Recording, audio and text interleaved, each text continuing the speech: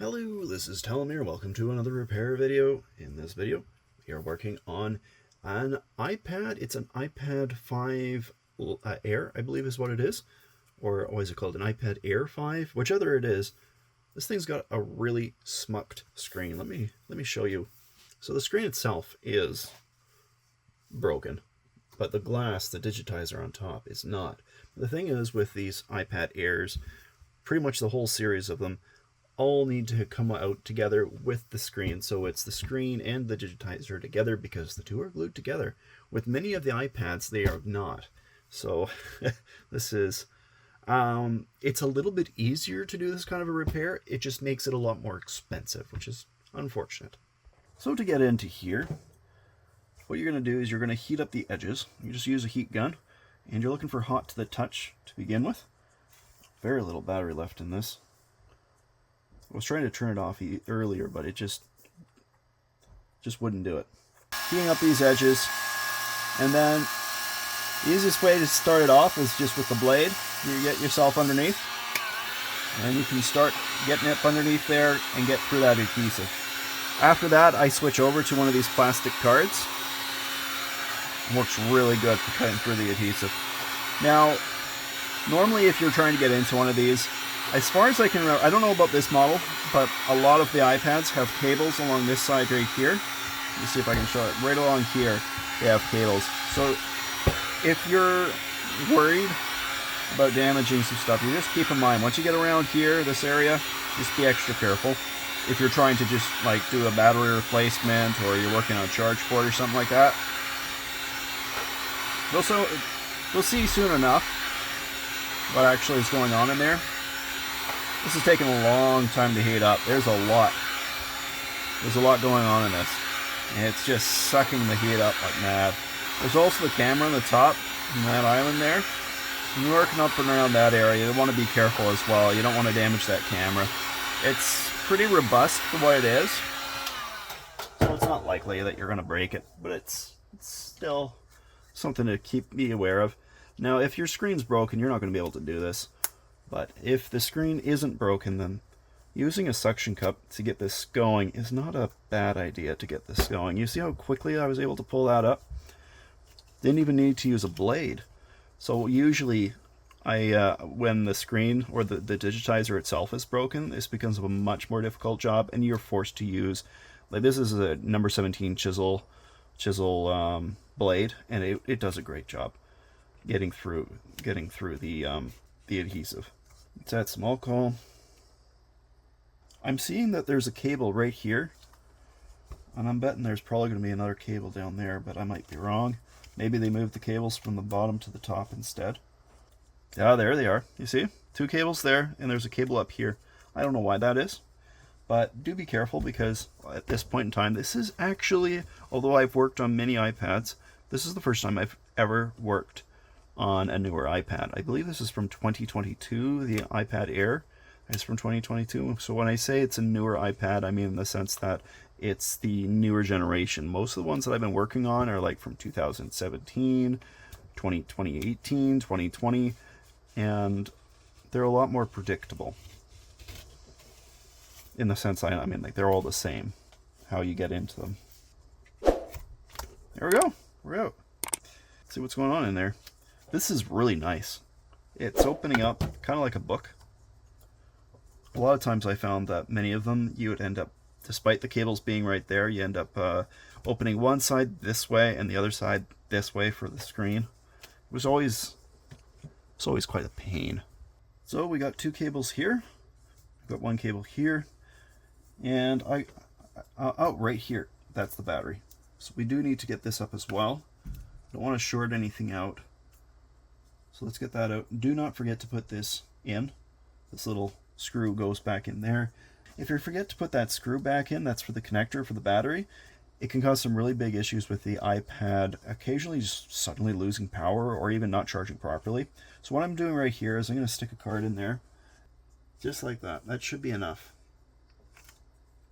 Just sticking it in there, just enough to disconnect the power. If I look here, power should be out and it shouldn't turn on. I mean, it only had 3% battery in the first place, but I don't need much to get it to do what I want it to do. Even if I try to plug it in, I doubt that it'll actually do anything. It'll probably like turn the screen on. USB-C, excuse me. Nothing. Oh, there's the screen briefly. But if I pull this out, it turns off immediately because it doesn't have any power right now. And that's what we want. Okay, let's get those screws out.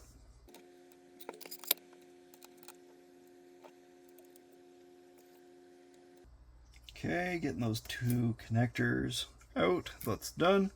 Now this one, battery feels a bit smaller than the other iPads that I've worked on. There's a lot of empty space in this iPad compared to other ones I've worked on. Like usually the battery goes all the way down here and it's a lot higher up here. But this is an Air, so it makes sense that there'd be a little bit more empty space. Now what we need to do next is we got to go and clean up all that old adhesive that's still stuck in there. And you just want to keep an eye on this little guy right here, your camera. I'm going to put a little bit of Kapton tape on that just to look after it, prevent any gunk from getting on that camera lens. The great thing about the Kapton tape is it doesn't leave any residue behind, for the most part. I have never seen residue left behind by Kapton tape. So now any of the equipment, parts, supplies, etc. that I'm using in this video, I do have Amazon affiliate links in the video description, such as for this glue removal tool. I think even for these cards, you can find the links for them. I do make a tiny little profit off of those links when you use them. Well, there for you. This is going to take a while, so I'm going to pause the recording, and once I get this done, I'll show you the progress. So I have all that adhesive removed. It's good to go there. Let's just get this out of the way. I needed to use a little bit of alcohol with the chisel tip as well, just to get some of the adhesive out. It was a little bit stubborn. From there, got those connected up and put the screw back in so that the battery connector is fully seated again. It only had like 3% battery health, so I got battery percentage left, so I got that plugged in. Now I've already done the testing for this. Now what I usually do is I grab an icon on the home page and I just drag it around the entire screen to look for any dead spots. But I can't show you them because there is a picture of the owner's children on there. So I'm just going to use this as an example just to show you what it looks like. I'm taking a pen, I'm going to be changing the color, I'll change it to white, and you just draw. And if you're going along here like this, same thing with the icon, where you'll just suddenly lose connectivity with your finger to the screen, that indicates a dead spot in the digitizer, which is not good. It'd be as if you just go like going along like this, and then suddenly it's like that. It might not even get that little bit below there. It's just suddenly you've got, and then it loses it.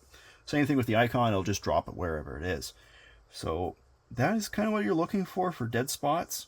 Now, the other thing you're looking for is dead pixels, and the easiest way to do this is to have a white background. So I've just searched on the tablet here for white.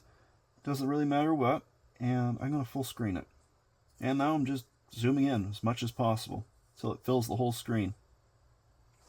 I can't do anything about this, but here we can see, I mean, there's some material here on the screen itself, just like I've got as you see, is protective plastic, so you're going to see some weird streaks. But we're looking for straight up dead pixels, and it looks very clean. So we now know that the screen is good to go. We can get this thing installed. As before, we got to get those plates in, but we also have to take off the adhesive backing from this. I'm going to start off with taking the protective backing off of the bottom, and see if I can go from here. If I can get this off without having to disconnect the screen, it'd be great. Like, I should be putting those, really should be, yeah, this will work. This will work. I need to put those shields in first before I go any further, because, I mean, if I get this to the point where I can get it all in place, I may as well finish this off first. Looks like this clips in place over top of that. There we go. Final screw. There we go. Now I feel confident about taking the rest of this adhesive off. When you get around these stickers, you just stickers, I mean these ribbon cables, you just pull on it a bit more till this comes up here, and then you can feed it around like that.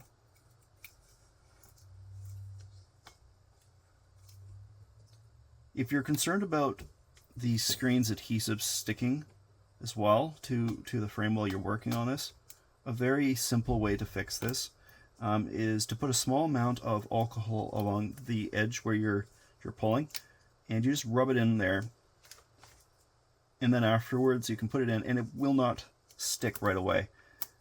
Once the alcohol dissolves or like evaporates, you'll be in good shape for you to finish up with getting the adhesive in place, and it'll sit quite happily. So I have done that in the past when I was dealing with a rather annoying situation with the adhesive. It's hard to show exactly what I'm doing. I'm just pulling on the adhesive until I can see it coming up on the other side of the cable, and then I'm just fishing it through. It's working very well. There we go. The adhesive is already beginning to stick to some degree to that area, which is a little annoying. But if I'm delicate, just keep going at this. Go. And that's it. That's all of them off. So I should be able to just fold this down. Now it is partially stuck in a couple areas to the frame already. Remember what I was saying about just a little bit of isopropyl alcohol can help loosen this up?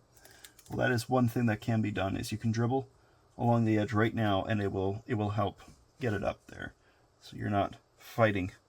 Now I'm turning the tablet off so I don't constantly have to worry about the screen showing, so that you don't see their kids and break some of their, what do you call it, privacy. Why is this sticking so darn... Yeah, okay, I give up. It needs to be a little bit of alcohol just to get this loosened. That's all there is to it. It's not loosening. It's on the outside. Oh. Okay, there we go. We're getting this looked after now. Gosh, is that ever stuck fast? That has finally unglued itself. So I should only have to go and just lay this in. I always start off from the top, and once I get it in there, then just a little bit of pressure, and then you can flop it in.